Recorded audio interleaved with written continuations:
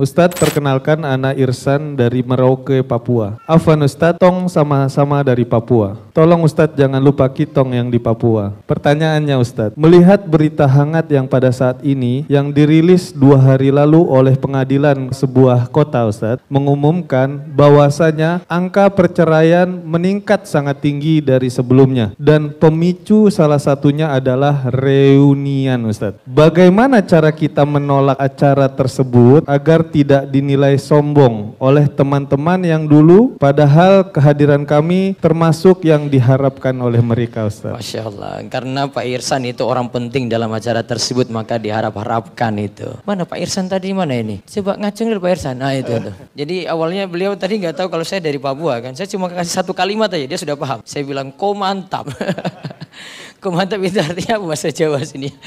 Mas, kau mantap sekali gitu loh. Itu sapaan orang sana itu. Jadi memang saya besar di Papua dari tahun 86 sampai 2002. Itulah mungkin salah satu alasan UGM itu nerima saya. Karena kasihan ini orang Papua daftar ke UGM gitu. Mungkin di antara alasannya itu. Beberapa pelajar saja yang daftar.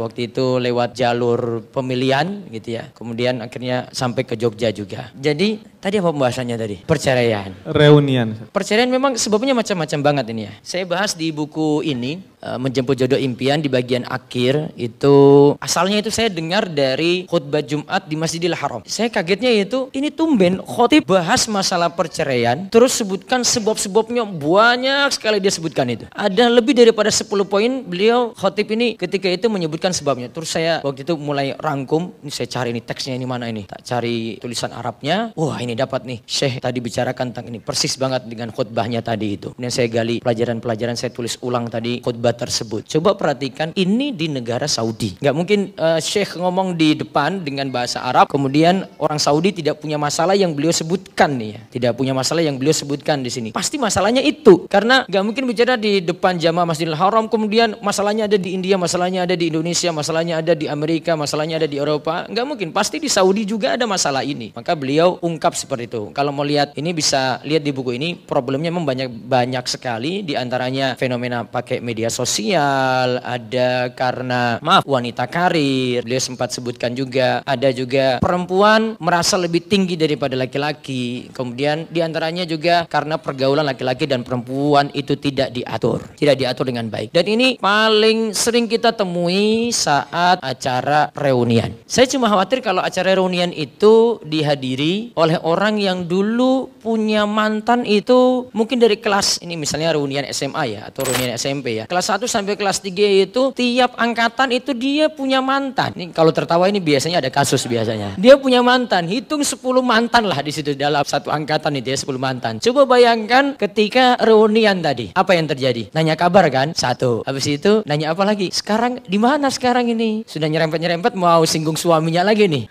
Singgung istrinya lagi nih. Terus setelah itu beralih ke nanya WA. Habis itu mungkin di grup nanti saling sapa lagi. Kemudian habis itu mulai bercanda-canda di situ deh ya, sampai ke WA pribadi, wapri, nanti dia hubungan secara pribadi. Dan ini suatu hal yang rawan kalau ini dibahasin seperti itu, dan biasanya yang punya hubungan seperti ini biasanya dengan pasangannya itu dia sembunyikan. Dia khawatir itu dilihat oleh pasangannya. Karena ada pembicaraan-pembicaraan yang mungkin mengungkit masa lalu itu. Diingat-ingat lagi dulu pernah jalan itu di mana, pernah ngumpul itu di mana, mungkin ketika di Merauke itu ini kafe yang paling terkenal, wah ini ya, mulai lagi nih, yang di Merauke itu pulang dari Jawa kembali ke Merauke itu lihat lagi gitu. Mungkin kalau saya sendiri itu kalau teman-teman itu ngundang reunian, apalagi orang Papua ngundang saya gitu, saya dari dulu belum pernah memenuhi. Di antara alasan, ya alasan pokok saja, karena teman-teman saya itu banyak non muslim, sehingga saya jaga pergaulan itu ya gimana ya, agak sungkan sekali saya itu. Teman saya kan nggak tahu kalau saya dengan lawan jenis nggak mau dekat-dekat kan, jangan-jangan nanti ketemu saya itu, Abdu bagaimana kabarnya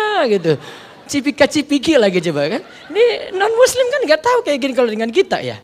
Saya tahu Pak Irsan nanti akan temui teman-teman, karena pasti teman-teman angkatan non muslim lebih banyak. Betul nggak Pak Irsan? Betul kan? Itu. Orang Papua kayak gitu. Saya sekelas itu cuma berapa sih non muslim itu, cuma bukan non muslim, muslimnya itu cuma berapa? Itu pun pendatang kayak saya. Yang lainnya mayoritas, bahkan mereka itu kalau satu angkatan ada yang disendirikan kelasnya sendiri non muslim semua gitu. Itu yang jadi faktor. Mau diundang nanti datang teman-teman juga nanti nggak tahu posisi kita itu gimana. Saya saja kalau mau ke sekolah, saya gak sungkan ketemu guru juga. Karena guru-guru saya nanti ketemu saya gak tahu kalau saya itu gak mau salaman dengan lawan jenis, mau dekat lawan jenis, nanti panggil lagi, wah Abdu bagaimana kabarnya? Habis cipika-cipiki sama ibu-ibu gimana coba. Nah itu yang jadi problem dengan keadaan kalau reunian bagi saya gitu loh. Nanti tiap orang itu berbeda-beda ya. Maka mungkin saran saya, menimbang kasus perceraian tadi yang tinggi dikarenakan reunian tersebut, coba timbang maslahat mudorot. Kalau memang banyak mudorotnya karena mantannya terlalu banyak, nggak usah saja. Namun kalau kita di posisi misalnya, oh ini kebetulan yang minta adik angkatan, saya datang ke sekolah untuk bagi pengalaman untuk adik-adik angkatan gitu ya. Nah, monggo, ini ada maslahat di situ. Tapi kalau sudah kumpul-kumpul kemudian ketemu dan